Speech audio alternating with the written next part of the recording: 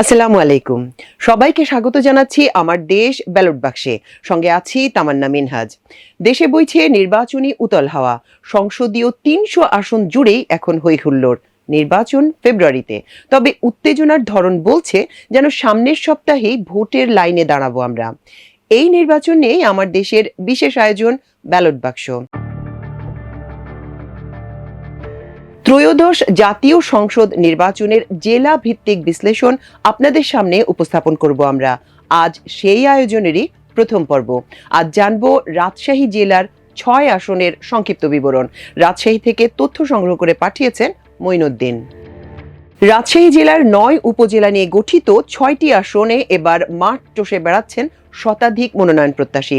তাদের মধ্যে প্রতি আসনে মনোনয়ন প্রত্যাশী বিএনপির অন্তত ৫ জন করে। জামাত ইসলামের রয়েছে একক প্রার্থী। ইসলামী অন্য দলগুলো এখনো পুরোপুরি মাঠ গোছাতে পারেনি। অন্যদিকে সব এলাকায় কমিটি দিতে পারেনি নবগঠিত জাতীয় নাগরিক পার্টি এনসিপি। প্রথমেই আমরা জানবো রাজশাহী ১ অর্থাৎ তানোর গোদাগাড়ী আসনের বিষয়ে। গোদাগাড়ী ও তানোর উপজেলা নিয়ে গঠিত এই আসনে বিএনপির মনোনয়ন প্রত্যাশী অন্তত ৬ নেতা। তারা হলেন বিএনপি চেয়ারপারসনের উপদেষ্টা পরিষদের সদস্য মেজর জেনারেল অবসরপ্রাপ্ত শরীফউদ্দিন, বিশিষ্ট শিল্পপতি অ্যাডভোকেট সুলতানুল ইসলাম তারেক, রাজশাহী মহানগর বিএনপির সাবেক বন ও পরিবেশ বিষয়ক সম্পাদক engineer K M Jewel, supreme court জাতীয়তাবাদী আইনজীবী ফোরামের সহ সাংগঠনিক সম্পাদক ও গোদাগাড়ী উপজেলা বিএনপির সহ সভাপতি ব্যারিস্টার মাহফুজুর রহমান মিলন, জেলা বিএনপির সাবেক সহসভাপতি সাজেদুর রহমান মার্কনি, জিয়া পরিষদের রাজশাহী বিভাগীয় কমিটির সদস্য সচিব এবং কেন্দ্রীয় কমিটির সহকারী মহাসচিব অধ্যক্ষ আব্দুল্লাহ আল মাহমুদ বিপ্লব। মনোনয়ন পাওয়ার জন্য প্রতিযোগিতা করতে গিয়ে কোন্দলে জড়িয়ে পড়েছেন তারা। প্রচার চালাতে বিভিন্ন সময় মহল্লার দেওয়াল সহ নানাভাবে প্রভাব বিস্তার করার চেষ্টা করছেন। এ সময় তাদের অনুসারীদের মধ্যে সংঘর্ষ, ধাওয়া পাল্টা ধাওয়ার ঘটনাও ঘটেছে। অপরদিকে একক প্রার্থী নিয়ে জোর প্রচার চালাচ্ছে জামাত। দলের কেন্দ্রীয় নায়েবে আমির অধ্যাপক মুজিবুর রহমান এই আসনে ভোটের মাঠ চষে বেড়াচ্ছেন। তিনি ১৯৮৬ সালে একবার এই আসন থেকে এমপি নির্বাচিত হন। এবার শুনবো রাজশাহী ২ অর্থাৎ সদর আসনের কথা। রাজশাহীর সবচেয়ে গুরুত্বপূর্ণ এই আসনকে কেন্দ্র করে শুরু হয়েছে রাজনৈতিক উত্তাপ।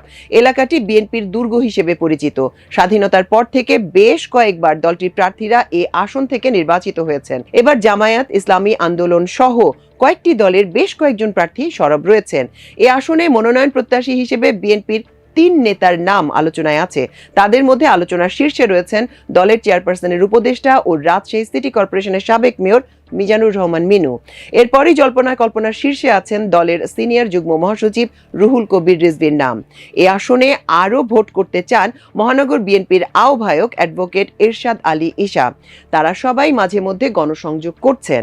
অন্যদিকে এ আসনে আনুষ্ঠানিকভাবে কারোর নাম ঘোষণা করেনি জামাত। প্রার্থী চূড়ান্ত না করলেও দলের সাংগঠনিক তৎপরতা ব্যাপক। থানা, ওয়ার্ড ও মহল্লা পর্যায়ে নিয়মিত গণসংযোগ করছেন দলটির নেতারা। একই সঙ্গে জনপ্রিয় নেতাকে প্রার্থী দেওয়ার জন্য গোপনে ভোট নিচ্ছে জামাত। এ কার্যক্রম শেষ হলেই প্রার্থীর নাম ঘোষণা করবে দলটি। রাজশাহী ৩ অর্থাৎ পবা মোহনপুর আসন। আসনটির সীমানা মহানগরীর চারপাশে হওয়ায় সব দলের কাছে এই আসনটি অত্যন্ত গুরুত্বপূর্ণ। এখানে বিএনপি ও জামায়াতের আধিপত্য বেশি। এবার বিএনপির মনোনয়ন পেতে তৎপরতা চালাচ্ছেন ৩ জন। তাদের অন্যতম কেন্দ্রীয় কমিটির ত্রাণ ও পুনর্বাসন বিষয়ক সহ সম্পাদক অ্যাডভোকেট শফিকুল হক মিলন। তিনি ২০১৮ সালের নির্বাচনেও দলের মনোনয়ন পেয়েছিলেন। অপর দুজন হলেন জেলা বিএনপির সাবেক যুগ্ম সাধারণ সম্পাদক রায়হানুল ইসলাম রায়হান ও সাবেক প্রতিমন্ত্রী প্রয়াত অ্যাডভোকেট কবির হোসেনের ছেলে নাসির হোসেন অস্থির। এ আসনেও জামাতের একক প্রার্থী অধ্যাপক আবুল কালাম আজাদ ইতিমধ্যেই স্থানীয়ভাবে জনপ্রিয় নেতা হিসেবে পরিচিতি লাভ করেছেন। রাজশাহী ৪ বাগমারা আসন। বিএনপি ও জামাত নেতাদের তৎপরতায় এ আসনের রাজনীতির মাঠ বেশ উত্তপ্ত। বিএনপির মনোনয়ন প্রত্যাশা করছেন অন্তত ৬ জন। তাদের মধ্যে রয়েছেন উপজেলা বিএনপির আহ্বায়ক ডি এম জিয়াউর রহমান জিয়া, উপজেলা বিএনপির সদস্য সচিব অধ্যাপক কামাল হোসেন, সাবেক ছাত্রদল নেতা ও আমেরিকা প্রবাসী ডক্টর জাহিদ দেওয়ান শামীম, জেলা যুব দলের সদস্য সচিব রেজাউল করিম টুটুল, অবসরপ্রাপ্ত সেনা কর্মকর্তা জহুরুল ইসলাম, স্বেচ্ছাসেবক দলের কেন্দ্রীয় স্বাস্থ্য বিষয়ক সহ সম্পাদক ডাক্তার আশরাফুর রহমান শেলী এবং ফোরামের সদস্য ব্যারিস্টার সালিকুজ্জামান সাগর।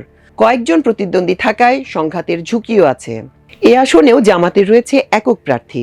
আনুষ্ঠানিকভাবে ডাক্তার আব্দুল বারী সর্দারের নাম ঘোষণা করার পরই এলাকায় ব্যাপক সাড়া পড়ে। তাকে শক্তিশালী প্রতিদ্বন্দ্বী ভাবছেন অন্য দলের সম্ভাব্য প্রার্থীরা। এবার আমরা শুনব রাজশাহী 5 পুঠিয়া দুর্গাপুর আসনের খবর। 2 উপজেলা নিয়ে এ আসন গঠিত হওয়ায় বিএনপির মনোনয়ন প্রত্যাশীও বেশি। এবার তৎপর অন্তত 8 নেতা। তাদের মধ্যে কেন্দ্রীয় নেতা সহ বেশ কয়েকজন স্থানীয় জনপ্রিয় মুখও আছেন।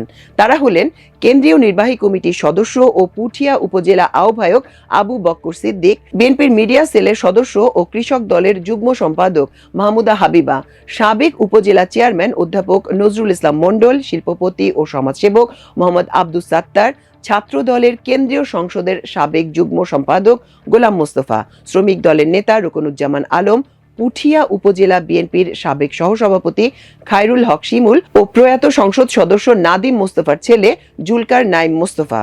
অপরদিকে জামাতের পক্ষ থেকে মনোনয়ন পেয়েছেন জেলা শাখার সহকারী সেক্রেটারি নুরুজ্জামান লিটন। তিনি এলাকায় গণসংযোগ করছেন ও নির্বাচনী কার্যক্রম শুরু করেছেন।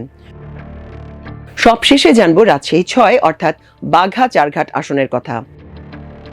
পদ্মা পার ঘেঁষা আসনটি পূর্বাঞ্চলের অন্যতম গুরুত্বপূর্ণ ভোট যুদ্ধ ময়দান। এখানেও বিএনপির মনোনয়ন প্রত্যাশীদের মধ্যে চলছে জোর প্রতিযোগিতা। এ সুযোগে জামাত মাঠ দখল করে নিতে নানা কৌশলে এগুচ্ছে। ইতিমধ্যেই দল দুটির নেতাকর্মীদের মধ্যে একাধিক সহিংসতার ঘটনাও ঘটেছে, যা এলাকার রাজনৈতিক পরিস্থিতিকে ক্রমেই উত্তপ্ত করছে। এই আসনে বিএনপির মনোনয়ন প্রত্যাশী 6 জন। তারা হলেন জেলা বিএনপির আহ্বায়ক আলোচিত মুখ আবু সাইদ চাঁদ, জেলা বিএনপির সাবেক যুগ্ম সম্পাদক ও জেলা যুব দলের সাবেক সভাপতি আনোয়ার হোসেন উজ্জ্বল, কেন্দ্রীয় বিএনপির সদস্য দেবাশিস রায় মধু, জেলা বিএনপির সাবেক সাংগঠনিক সম্পাদক গোলাম মোস্তফা মামুন, বাঘা উপজেলার বিএনপির সাবেক সভাপতি নুরুজ্জামান মানিক, বাঘা উপজেলার বিএনপির সাবেক সহসভাপতি বজলুর রহমান। এদিকে জামাতের মনোনয়ন পেয়েছেন অধ্যাপক নাজমুল হক, তিনি জেলা জামাতের সহকারী সেক্রেটারি। দর্শক, আমাদের নতুন আয়োজন ব্যালট বক্সের আজকের পরিবেশনা ছিল এই পর্যন্তই। আগামীকাল ইনশাল্লাহ বরিশাল জেলা নিয়ে আপনাদের সামনে আবারও হাজির হব। সে পর্যন্ত আল্লাহ আপনাদের সবাইকে ভালো রাখুন, সুস্থ রাখুন। এতক্ষণ সঙ্গে থাকার জন্য অশেষ কৃতজ্ঞতা। আল্লাহ হাফেজ।